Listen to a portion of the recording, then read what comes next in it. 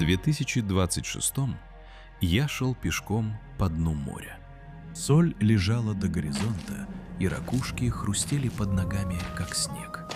50 лет назад здесь была вода. Я приехал снять то, что от нее осталось. Я искал знаменитое кладбище кораблей. Его давно распилили на металл. Остался мертвый поселок. Дома стояли целые, по окна в песке. Море ушло, и песок пришел на его место, как прилив, который никто не отменил. И ветер ревел в руинах, как зверь, которого оторвали от добычи. К вечеру я заметил вдали черный силуэт и принял его за одинокое дерево. Это был человек. Он привел меня к себе. Дом он сам поднял из развалин. Крыша была старая, но крепкая, пол выметен. Он молчал и дал мне воды. В обществе этого человека было спокойно. Вечером он высыпал на черную ткань горсть крылатых семян и стал разбирать их под лампой, одно к одному. Я предложил помощь. Он ответил, это его работа. Когда перед ним лежало 100 идеальных семян, мы легли спать. Утром он взял железный стержень и вышел на солончак. Он сажал саксаул. Я спросил, чья это земля. Он не знал. Его это не интересовало. Он сажал 3-й год. Один. 100 тысяч семян, зашло 20. Половину он знал, заберут пески, соль и замыслы, которых не предугадать. За грядой стоял корабль, единственный уцелевший. Он сторожил его от резчиков 20 лет. Латал, красил, отгонял. Ему говорили, досюда вода не дойдет. В поселках его считали сумасшедшим. Алла өмір берсе, әлі талай ағаш екемін. Мұналар соның қасында теңізге тамған тамыштай ғана болады. Он сказал это, стоя на дне моря, которого не было. Его звали Елжас. Ему было 50. Потом город съел меня на 5 лет. В городе не думают о деревьях. Вернувшись, я не ждал застать его живым. В 25 все 50-летние кажутся стариками. Но за поселком по дну стелился серо-зеленый туман. Его посадки.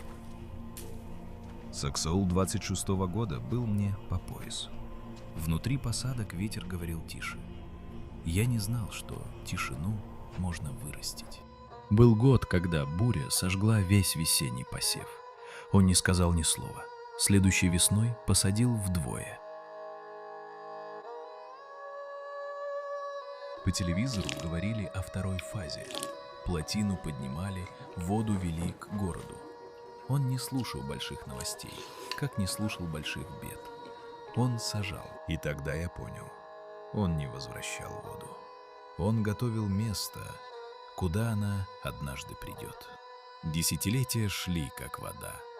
Пока он выращивал берег, люди выше по течению возвращали реку морю, подняли плотину, посчитали каждую каплю от ледника до дельты. И впервые за век сэкономленное уходило не в песок, а в море. А он просто сажал. Однажды к лесу приехала делегация. Было сказано много бесполезных слов. Решили действовать и, к счастью, не стали. Лес просто взяли под охрану. Один из них сказал мне потом, этот человек знает больше нас. Он нашел лучший способ быть счастливым. Когда вода подошла к его поясу, он спустился к кромке с баком на тележке и выпустил в море мальков. Сначала он сажал землю, теперь он сажал море. В последний раз я видел его в 66-м. Ему было 90. Мы съели по вареному яйцу и час молчали, глядя, как блестит вода.